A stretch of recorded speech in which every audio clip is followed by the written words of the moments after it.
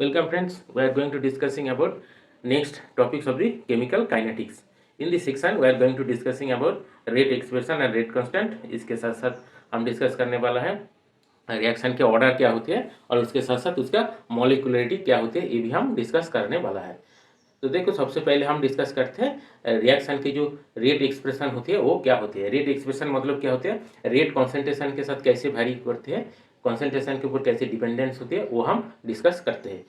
देखो इसके साथ साथ हमें ये भी जानना जरूरी है जो रिएक्शन का रेट होती है वो टेम्परेचर के ऊपर भी डिपेंड होती है और कैटालिस्ट हम कौन सा कैटालिस्ट यूज कर रहे हैं और कैटालिस्ट यूज कर रही है कि नहीं कर रहे हैं, इसके ऊपर भी रिएक्शन का रेट डिपेंड करते हैं। लेकिन वो हम अगले सेक्शन में डिस्कस करेंगे। इस सेक्शन में हम ओनली कॉन्सेंट्रेशन की डिस्कस करते हैं। तो देखो कॉन्सेंट्रेशन के ऊपर रेट कैसे डिपेंड होती है वो हम डिस्कस करते हैं। Let's see when temperature is fixed, rate of A reaction depend upon concentration of the reactant. देखो जब टेम्परेचर कांस्टेंट होते हैं, मतलब टेम्परेचर के कोई चेंज जब नहीं होती है तो रिएक्शन के जो रेट होती है वो क्या होती है, वो रिएक्टेंट जो है उसके कॉन्सेंट्रेशन के ऊपर डिपेंड होती है। कॉन्सेंट्रेशन कैसे होती है, कॉन्सेंट्रेशन बढ़ती है और घटती है, उसके ऊपर डिपेंड होती है। और ये कैसे डिपेंडेंस है इसके हम कहाँ कैसे पता चलते हैं, जो रेट लॉ होती है, रेट लॉ होती है उसके थ्रू हमें पता चलते हैं। तो देखो हम रेट लॉ क्या होती है वो हम देखने जा रहे हैं।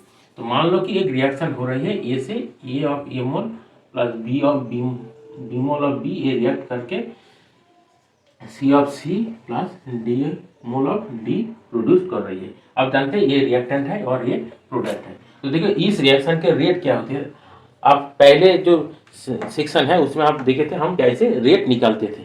रेट निकालने के जो तरीके हैं और हम पहले सीखे थे। हम इस सेक्शन हम डायरेक्ट उसके यूज करते हैं। अगर आपको कोई दिक्कत है तो वो वीडियो आप जरूर देख लीजिए, क्योंकि देखने के बाद आपको समझ में आसान होगा। तो देखो रेट क्या होते हैं, इस रिएक्शन के जो रेट होती है वो क्या होगा, देखो माइनस आएगा 1 ए हो जाएगा small A into D of concentration of A D T होगा। और अब बी से रिप्रेजेंट करते हैं तो 1/b हो जाएगा और क्या होगा D of concentration of B हो जाएगा। इसके बाद क्या होगा डी टी होगा, ये हो जाएगा रेट होगा। हम ये पहले वीडियो में हम देखे थे। अब हम देखते हैं ये रेट जो है ये किसके ऊपर इसके ऊपर डिपेंडेंट होती है। तो देखो मतलब क्या होती है, ये हमें रेट दिखा था। अब रेट जो है वो कॉन्सेंट्रेशन के ऊपर कैसे डिपेंड होती है, देखो रेट प्रोपोर्शनल टू जो कॉन्सेंट्रेशन है, concentration of A into concentration of क्या होती है बी होती है, इसके ऊपर डिपेंड होते हैं। लेकिन इसके बाद एक फैक्टर आती है, इसके मान लीजिए ये टू द पावर n है, ये टू द पावर m है। देखो ये जो n और m के जो वैल्यू होती है ये हो सकता है a और b के ऊपर इक्वल हो जाती है। मतलब क्या n और a सेम हो जाती है और m और b सेम हो जाती है। ये सेम भी हो सकते हैं नहीं भी हो सकते, ये डिपेंड करते हैं रिएक्शन कौन है। और ये जो n और m है जो है ना, n और m ये क्या होगा, ये इंटीजर भी हो सकते हैं और फ्रैक्शन भी हो सकते हैं। मतलब हाफ हो सकते हैं, 3/2 हो सकते हैं, ऐसे भी हो सकते हैं। और ये जो n और m की जो वैल्यू होती है वो एक्सपेरिमेंटली डिटरमाइन होती है। वो हमें ये जो रेट इक्वेशन है उससे हमें पता नहीं चलती, और यही होती है हमारा रेट एक्सप्रेशन हो गया। तो देखो ये प्रोपोर्शनल है, हम जब प्रोपोर्शनल के हटाते हैं तो उसमें हमें क्या करना होता है, ये कांस्टेंट के मल्टीप्लाई करना पड़ते हैं।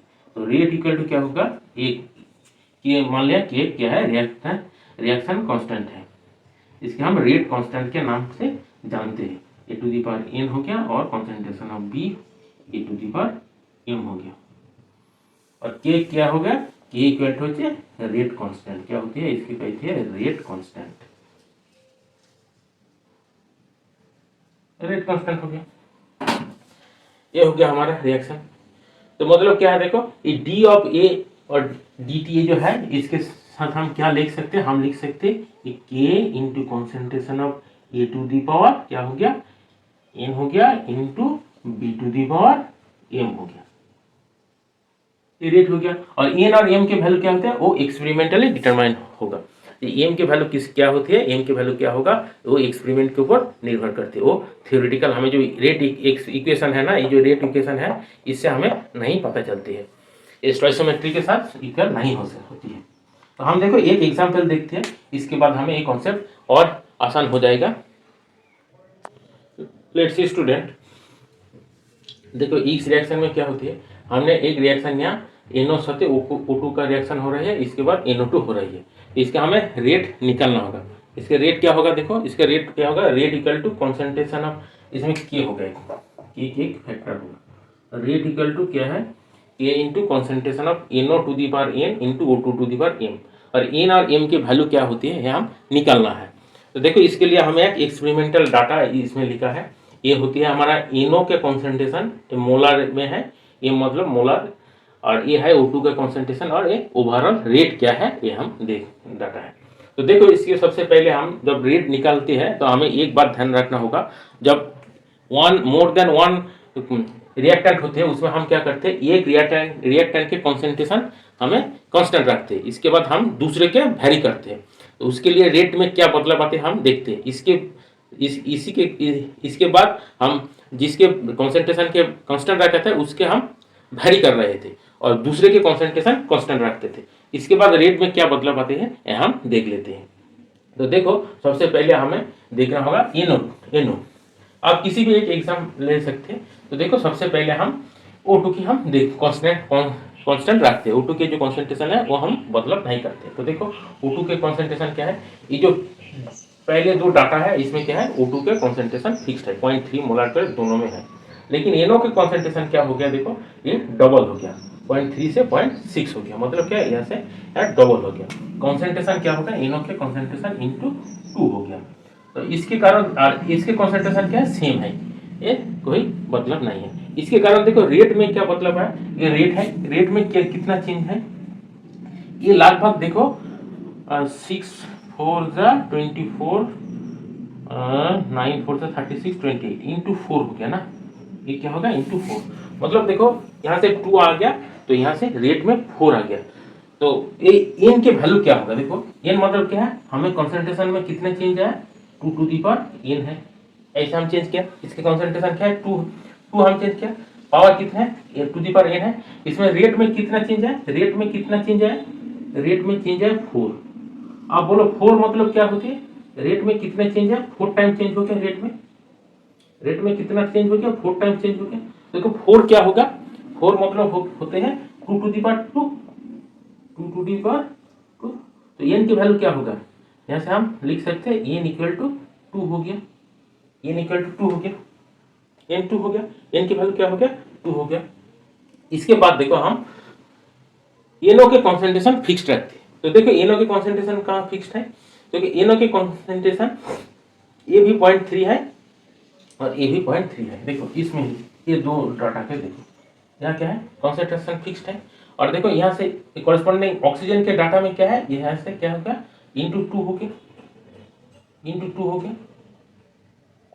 ये क्या है कॉन्सेंट्रेशन डबल हो गया। देखो ये कॉन्सेंट्रेशन क्या है, कॉरेस्पॉन्डिंग डाटा में O2 का क्या हो गया डबल हो गया। तो इसके कारण क्या होगा, देखो रेट में क्या चेंज है, रेट में देखो ये रेट में चेंज हुआ है, तो रेट में कितना चेंज है 0.096 से 0.192, ये कितने टाइम हुआ, लगभग क्या है 6 to the 12 और 9 to the 18 119, मतलब क्या इंटू 2 हो गया, यहाँ 2 हो गया। तो देखो ऑक्सीजन में कॉन्सेंट्रेशन के डबल करने के कारण रेट में भी रेट क्या हो गया डबल हो गया। तो देखो ऑक्सीजन जब हम लिखते हैं तो ऑक्सीजन में क्या हो गया रेट, ये क्या है, ये एन की वैल्यू हमें 2 मिला। तो इसके बाद देखो यहाँ से क्या है 2 है, क्या है एक 2 टू दी पावर क्या है, ये 2 है, 2 टू दी पावर क्या है एम है। इसके कारण कॉरेस्पॉन्डिंग रेट में क्या चेंज है, देखो रेट में क्या चेंज है, ये 2 टू दी पावर एम हो गया। इसके कारण रेट में क्या चेंज है 2, रेट में कितना चेंज है 2, तो देखो 2 आया, तो 2 मतलब क्या है 2 टू दी पावर 1 है। तो इसके बाद हम क्या लिख सकते हैं, M equal to value, M की वैल्यू क्या है 1 है। तो मतलब यहाँ जो है ये क्या हो जाएगा, एम मतलब 1 है और एन मतलब 2 है। तो हम कैसे लिख सकते हैं, देखो इसके हम लिख देते हैं ऐसे 2 है और यहाँ 1 है, ये क्या है 1 है, ये 1 हो गया हमारा। तो ये एग्जाम में आपको पूछते हैं, ऐसे क्वेश्चन दे देते हैं, इसके रेट निकाल लो ऐसे बोलते हैं। तो देखो ये हो गया N to the NO2 NO स्क्वायर हो गया और ऑक्सीजन है 1 होती है। 1 हम नहीं भी लिख सकते क्योंकि आप जानते हैं पावर 1 देना भी ना देना एक ही होती है। ये हो गया इसका रेट। देखो इसमें जो स्टोइकोमेट्री है, यहाँ पे NO का स्टोइकोमेट्री 2 है, यहाँ भी NO 2 हो गया। ऑक्सीजन के स्टोइकोमेट्री क्या है 1 है, ये भी 1 हो गया। मतलब क्या यहाँ स्टोइकोमेट्री जो है वो रेट रिएक्शन के जो ऑर्डर है उसके साथ इक्वल हो गया। लेकिन कुछ रिएक्शन होते हैं जिसमें ये इक्वल नहीं भी आती है, ये आप ध्यान में रखिए।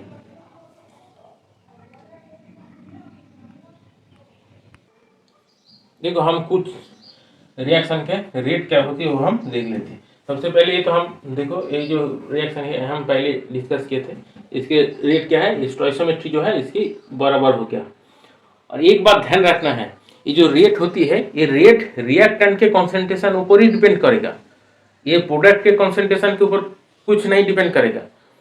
हम जो रेट निकलती है उसमें प्रोडक्ट के थ्रू हम निकल सकते हैं रेट क्या होती है, किंतु रेट एक्सप्रेशन जो है, रेट लॉ जो है, उसमें रिएक्शन के रेट किसके ऊपर डिपेंड करेगा, वो जब क्वेश्चन आती है तो आप ध्यान रखिए वो ओनली रिएक्टेंट के कॉन्सेंट्रेशन के ऊपर ही निर्भर करेगा, प्रोडक्ट का उसमें कोई लेना देना है नहीं।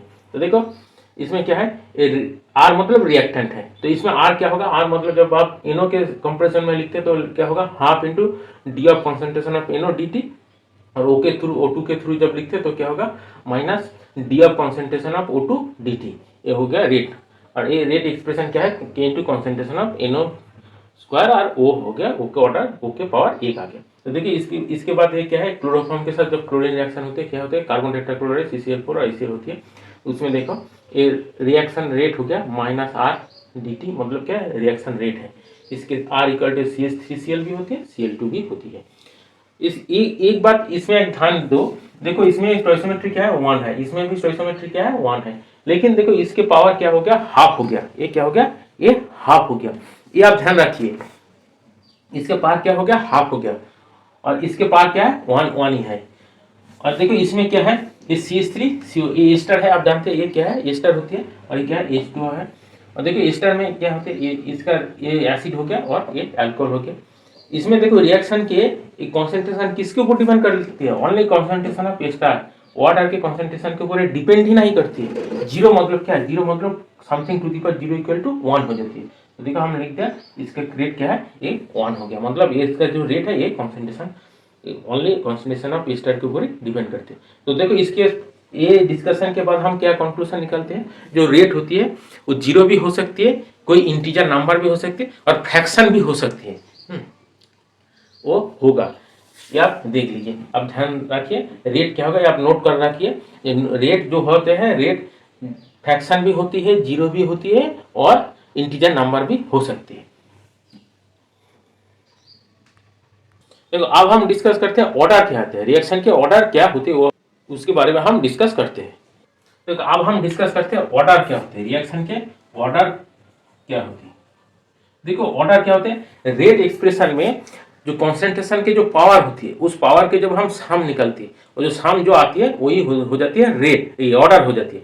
क्या होती है रेट एक्सप्रेशन में जो कॉन्सेंट्रेशन होती है उसकी जो पावर होती है, पावर के जब हम ऐड कर देती है वही हो जाती है हमारा रिएक्शन के ऑर्डर है। तो देखो ये सबसे पहले जो ये रिएक्शन होती है इसके ऑर्डर क्या है, ये 2 है और एक 1 है, तो मतलब क्या इसके जो पहले वाले रिएक्शन का ऑर्डर क्या हो गया 2 + 1 = 3, थर्ड ऑर्डर रिएक्शन हो गया, ओवरऑल ऑर्डर इसके कहते हैं ओवरऑल ऑर्डर। लेकिन जब हम एक इंडिविजुअल रिएक्टेंट के रिस्पेक्ट में ऑर्डर निकलते हैं तो क्या होगा, NO के रिस्पेक्ट में क्या ऑर्डर होती है, सेकंड ऑर्डर होती है, 2 ऑर्डर 2 आया मतलब सेकंड है, और O2 के रिस्पेक्ट में ऑर्डर क्या होते हैं फर्स्ट ऑर्डर होती है। सिमिलरली देखो जब इस रिएक्शन में हम ऑर्डर निकालते हैं तो ओवरऑल ऑर्डर क्या होती है, ये 1 आया और ये हाफ, तो मतलब क्या 1 + हाफ हो गया, तो मतलब क्या होती है 3/2 हो गया। तो ओवरऑल रिएक्शन रेट क्या है 3/2 है। लेकिन जब आप CHCl3 के रिस्पेक्ट में ऑर्डर निकलते हो क्या होते है फर्स्ट ऑर्डर रिएक्शन होती है, क्योंकि यहाँ ऑर्डर 1 है, और जब Cl2 के रिस्पेक्ट में ऑर्डर निकलती है तो ऑर्डर क्या होगा हाफ होगा। और देखिए इसके बाद जब ईस्टर के हाइड्रोलिसिस करते हैं H2 के साथ रिएक्शन करके तो क्या होती है एसिड आती है और ये अल्कोहल आ जाती है।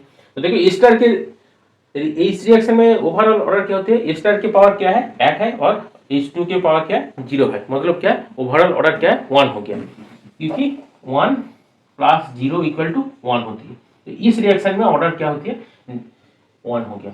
लेकिन जब हम ईस्टर के रिस्पेक्ट में ऑर्डर बोलते हैं तो 1 होती है, और H2 के रिस्पेक्ट में ये क्या होते हैं 0 ऑर्डर हो जाती है।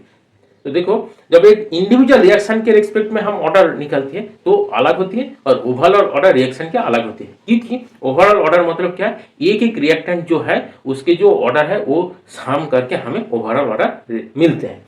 ये क्वेश्चन पूछते हैं इसमें भी, तो आप ध्यान रखिए। तो देखो तो ऑर्डर मतलब क्या होती है, हम लिखते हैं, देखो मान लो ए से बी एक रिएक्शन हो रही है, ए प्लस बी रिएक्शन करके क्या हो रही है, सी प्लस डी हो रही है। इसमें रेट क्या होती है, देखो रेट इक्वल टू होती है K into concentration of A to the power क्या होगा एम होगा, into concentration of B B to the power क्या होगा एन होगा। तो इसके ऑर्डर क्या होगा, इस रिएक्शन के हम ऑर्डर क्या निकालते हैं, order of this reaction equal to M plus N हो गया, एम प्लस एन हो गया। तो देखो जैसे एक पावर की जो वैल्यू आएगा ये 0 आएगा तो इसमें भी उसी तरह से चेंज आएगा, इसका भी 1 आएगा तो इसमें भी सिमिलरली चेंज आएगा। तो अकॉर्डिंगली ये जो रिएक्शन रेट होते हैं, रेट के जो कॉन्सेंट्रेशन की जो पावर होती है उसी के साथ साथ ये रिएक्शन के ऑर्डर बदल जाती है। देखो ये आप नोट कर लीजिए, इस रिएक्शन की जो ऑर्डर होती है ये होती है 2 + 1 3, इस रिएक्शन की ऑर्डर होती है 1 + ½ = 3/2 और ये ऑर्डर इसके ऑर्डर होते हैं 1 + 0 = 1 हो गया, ये हो गया हमारा ऑर्डर। देखो अब हम डिस्कस करते हैं रिएक्शन के मॉलिक्यूलरिटी क्या है। इसके जाने के पहले हमें कुछ बातें जानना होगा। वो होती है, सबसे पहले बात होती है, देखो जो एक रिएक्शन होती है, सभी रिएक्शन वो क्या होती है, कुछ स्टेप बाय स्टेप वो कंप्लीट होती है। मतलब वो रिएक्शन में छोटे छोटे और रिएक्शन होती है, वो छोटे छोटे रिएक्शन होने के बाद वो पूरे रिएक्शन होती है। और ये जो छोटे छोटे स्टेप होती है इसका हम एलिमेंट्री रिएक्शन कहते हैं। क्या कहते हैं, एलिमेंट्री रिएक्शन कहती है। और जो पूरे जो रिएक्शन है उसे हम कॉम्प्लेक्स रिएक्शन कहते हैं। मतलब एक कॉम्प्लेक्स रिएक्शन क्या होती है, नंबर ऑफ एलिमेंट्री रिएक्शन के सम होती है। तो ये जो एलिमेंट्री रिएक्शन होती है इसमें क्या होती है, देखो इसमें जो रेट होती है, एक एक एलिमेंट्री रिएक्शन के एक एक रेट होती है और सब एलिमेंट्री रिएक्शन के रेट समान नहीं होगा, ये स्वाभाविक की बात है, समान नहीं होती है।